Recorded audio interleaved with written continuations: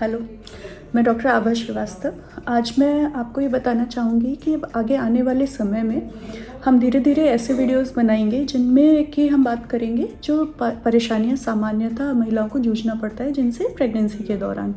इसमें कुछ परेशानियाँ ऐसी होती हैं जो किसी गंभीर रोग या बड़ी परेशानी की ओर इशारा करती हैं और कुछ ऐसी होती हैं कि जो कि पार्ट एंड पार्सल होती हैं किसी भी प्रेगनेंसी का।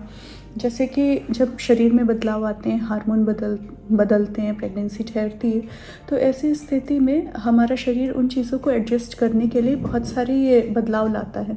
उन सारे बदलावों से ज़रूरी नहीं है कि महिला को दिक्कत हो, हर महिला को दिक्कत हो, पर किसी को बहुत ज़्यादा परेशानियों का सामना करना पड़ सकता है। कुछ के लिए दवा, जाँचें, इलाज होता है, कुछ सिर्फ लाइफ़स्टाइल में मॉडिफ़िकेशन करके यानी कि जीवन शैली में परिवर्तन करके हम उनसे बच सकते हैं। टू स्टार्ट विद, जब भी किसी को प्रेगनेंसी कंफर्म होती है, शुरुआती लक्षणों में सबसे पहले जी मचलाना, उल्टी, सुबह के टाइम मन खट्टा रहना, जी मचलाने की शिकायत बताते हैं। कुछ महिलाओं को तो इतनी उल्टियाँ होती हैं कि उन्हें हॉस्पिटलाइज़ करना पड़ता है और वो कुछ खा भी नहीं पाती। और उसके अलावा सीने में दर्द, एसिडिटी, कॉन्स्टिपेशन, पाइल्स, हेमोरॉइड्स, पेशाब में जलन, जल्दी पेशाब जाना, पेशाब में इन्फेक्शन होना, ये सब परेशानियों का सामना करना पड़ता है बहुत सारी महिलाओं को।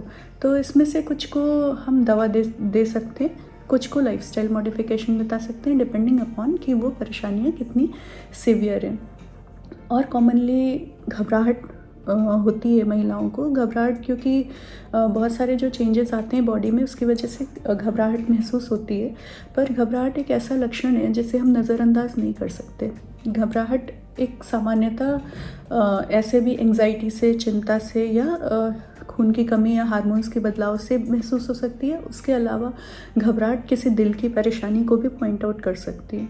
तो घबराहट होना या दिल की धड़कन पता चलना, महसूस होना, पैल्पिटेशन बोलते हैं, ऐसी स्थिति में महिला का ईसीजी करना या अन्य जांचों को हो जाना अनिवार्य है।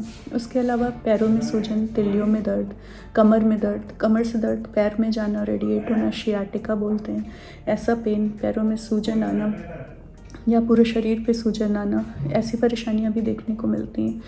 और उसके अलावा जो है, कई महिलाएं कंप्लेन करती हैं कि उन्हें सर में दर्द बहुत होता है, पूरे 9 महीने हेडेक रहा उन्हें, सर में दर्द होना, आँखों में दर्द होना, माइग्रेन की फ्रीक्वेंसी बढ़ जाना।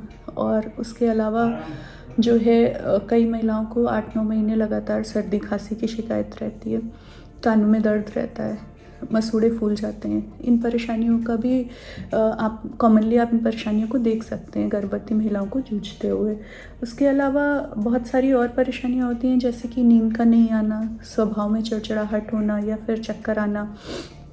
कुछ परेशानियों के लिए दवा की ज़रूरत है। कुछ परेशानियां अगर परिवार में सभी लोग जो है ध्यान रखें, एहतियात रखें और महिला का जो है खान पीने का ध्यान रखा जाए, उचित आराम मिले, तो बहुत परेशानियों के लिए हमें दवा की ज़रूरत नहीं पड़ेगी। उसके अलावा कई बार ऐसा होता है कि बाल बहुत ज़्यादा झड़ते हैं, बालों का गिरना, चेहरे पे धब्बे पड़ना, मिलाज़मा होना, वज़न बहुत ज़्यादा बढ़ जाना या वज़न बढ़ ही नहीं पा रहा है ऐसा होना। कभी थायराइड की परेशानी हो सकती है, ब्लड प्रेशर ज़्यादा होना, कम होना, या फिर लिवर की, किडनी की कोई परेशानी होना, सॉफ्ट टिश्यू, कोई कनेक्टिव टिश्यू डिसऑर्डर होना, या पहले से ही कोई बीमारी चली आ रही है उसके साथ कंसीव करना, कोई किडनी का इशू होना। उसके अलावा जो इन्फेक्शन बिना गर्भावस्था के या नॉर्मली लोगों को जो इन्फेक्शन लग सकते हैं वो प्रेगनेंसी में भी हो सकते हैं महिलाओं को। तो उस समय हर दवा प्रेगनेंसी में सेफ़ नहीं है, तो उस समय हमें देखना पड़ेगा कि कौन सी दवा इस इन्फेक्शन के लिए देनी है जो कि बच्चे को नुकसान नहीं करे। तो ऐसे में ऐसे इन्फेक्शन जैसे कि टीबी है, मलेरिया है, HIV, torch, typhoid fever, dengue, PID, UTI, ये सारी जो परेशानियां हैं, इन सब का इलाज प्रेगनेंसी में डिफरेंट तरीके से होता है। उसके अलावा एक बहुत बड़ी परेशानी गर्भावस्था में देखने को मिलती है, जो कि होती है खून की कमी। खून का नंबर हीमोग्लोबिन 10 से तो ऊपर ही रहना चाहिए, पर कई महिलाओं का खून का नंबर इससे काफ़ी नीचे होता है।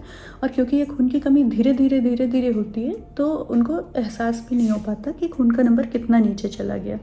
तो ऐसे में खून की कमी होना, प्रोटीन बॉडी में कम होना, या फिर और भी बहुत सारी चीज़ें होती हैं, सांस फूलना, या फिर सफ़ेद पानी आना, खून आना, या फिर खुजली होना, ये सारी बहुत सारी परेशानियाँ होती हैं जिनके लिए आप डॉक्टर की सलाह लीजिए, इलाज लीजिए, और जिससे कि आप एक हेल्दी प्रेगनेंसी में जा सको, एक हेल्दी बच्चा डिलीवर कर सको। और मैं मतलब ऐसी बहुत सारी छोटी बड़ी परेशानियां रहती हैं जिससे महिलाएं जूझती हैं। तो बस मैं धीरे धीरे एक एक करके सारी परेशानियों को पिकअप करूँगी और जो है आपसे डिस्कस करूँगी, आपको बताऊँगी कि कैसे लाइफस्टाइल मॉडिफिकेशन से या कैसे आप दवा इलाज लेके या कब आपको इस चीज़ को बहुत सीरियसली लेना है, इन चीज़ों को लेकर आप एक जो है समझ सकते हैं अपनी प्रेगनेंसी के बारे में, और कैसे आप नेगोशिएट कर सकते हैं इस जर्नी को। अगर आप किसी टॉपिक के बारे में डिस्कशन चाहते हैं या आप किसी बीमारी में इंटरेस्टेड हैं या आप चाहते हैं ऐसा कि इस टॉपिक पे अभी डिस्कशन नहीं हुआ है, तो आप प्लीज़ कमेंट करके ज़रूर बताइए। हम पूरी कोशिश करेंगे कि आपके टॉपिक ऑफ इंटरेस्ट का वीडियो हम बनाएं और जो है पोस्ट करें जल्दी। Thank you.